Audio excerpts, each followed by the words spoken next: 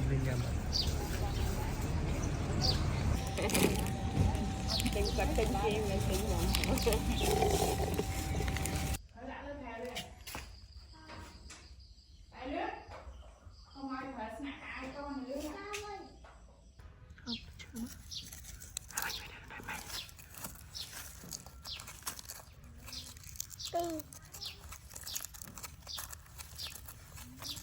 Wow.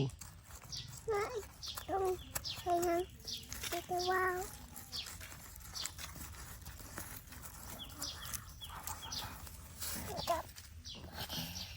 Bố này, ba mươi rồi. Đặt năm. Play apa nya?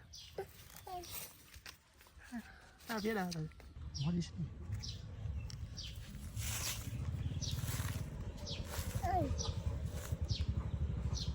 Wow. Oh my god. Oh my god. Hình. Wow.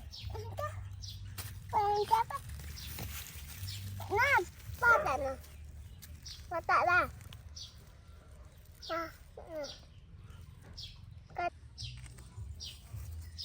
What is this?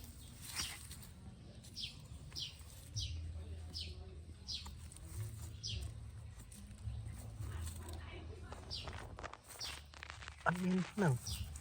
Thấy bay chích bay.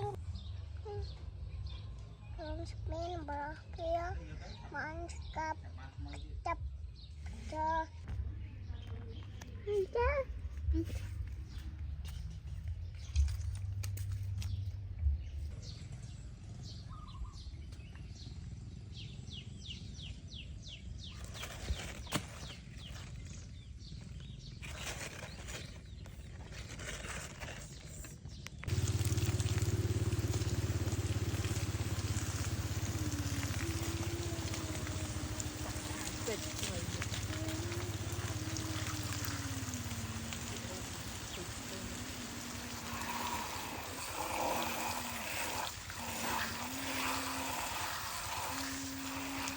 Hey,ทุกคน